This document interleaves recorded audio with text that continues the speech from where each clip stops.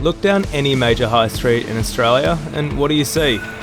Luxury European fashion houses and the ubiquitous fast fashion brands we all know. But these days, you'll also see the upstarts looking to challenge for style supremacy.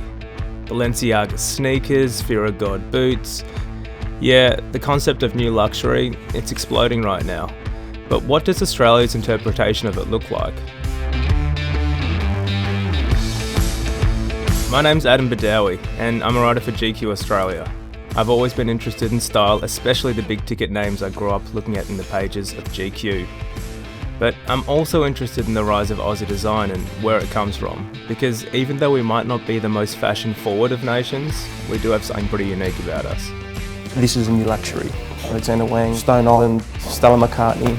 We've got 35 men's stockists. Lane Crawford in Asia, we've got Selfridges in London, H. Lorenzo in LA. Brands are increasingly blurring the lines between fashion, function and art by tossing out traditional concepts of luxury and replacing them with gender-fluid collections exhibited like museum pieces. Thanks to fast fashion, consumers can get versions of the latest designer looks for a fraction of the high-end ticket price. But the rise of cashed-up kids willing to pay more money for the real deal is resulting in a resurgence and desire for luxury fashion. And one of those desirable brands was established right here. Song for the Mute was started by Melbourne Tanaya and Lena Tai out of their small apartment in Sydney back in 2010. Now, the brand touts customers like The Weeknd and Lupe Fiasco, amongst others. I'm a firm believer of product is king. I think customers are more sensitive in terms of quality, in terms of fabric. People are looking for that something special. There's so many, I guess, we call it fast-paced fashion, and I guess it's good to see that people are starting to appreciate clothes again and luxury is coming back. What does Song for the Mute represent at its core? We don't believe there's rules to fashion. You just feel it's right, then it's for you, So as unique as you think you are in the world, there's always someone out there experiencing the same thing. It always starts with the fabric, so 90% I think it's all exclusive and original to the brand. Yeah, Right. So we try not to do too much. So the shapes are quite simple. The buttons are all made in Japan. It's buffalo horn, and we've created our own shape. So we worked with a Japanese jeweler as well. Like this one. Oh, look at That's this. also individually handmade.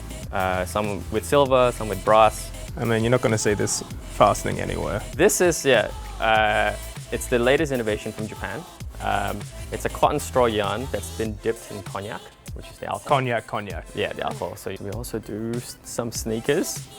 These are collaboration with KKTP, which is a friend of ours that also shows in Paris. He's based out of Shanghai. All Italian leather.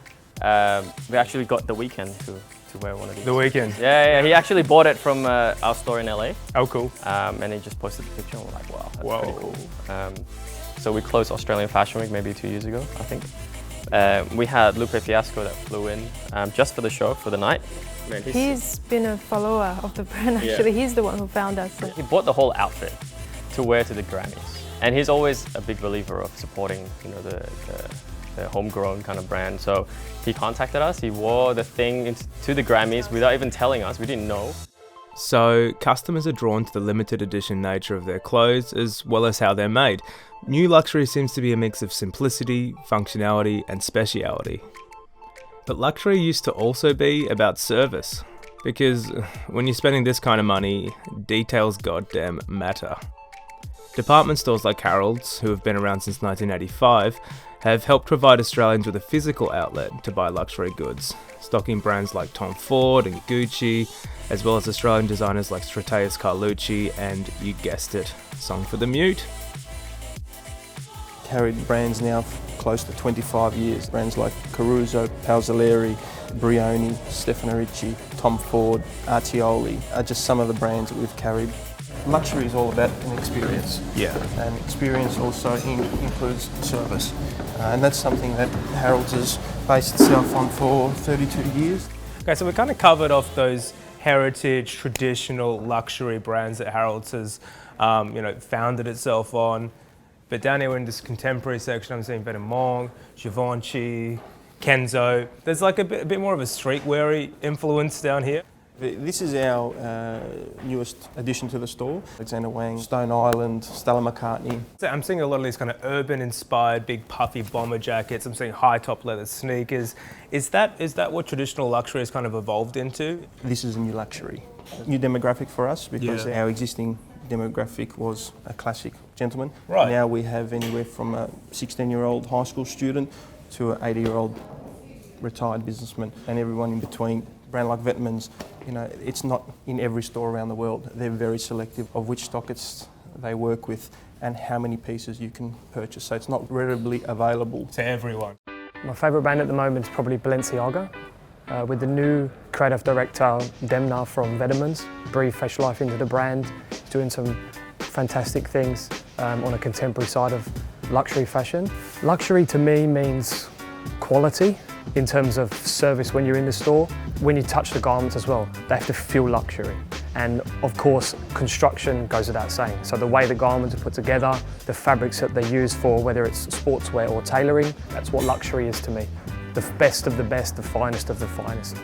So we're starting to build a picture that the luxury industry, particularly in menswear, has changed a lot over the years, going from these heritage brands, these more forward-thinking contemporary brands. You know, Melbourne, and especially the Collins Street district, have a lot of tourist customers, right?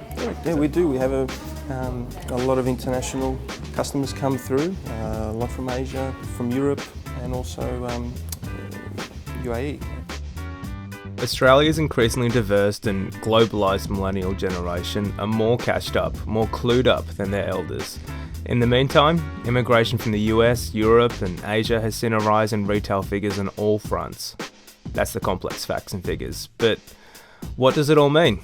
Aussies are more than ever before interested in buying luxury, and they have the means to do so. A younger generation is taking traditional notions of luxe and flipping them on their head. These new crop of designers are elevating tees, tracksuits, sports jackets to such a level of opulence that people are emptying their savings accounts and queuing up all night to get their hands on it. But hey, looking fresh, it comes at a price.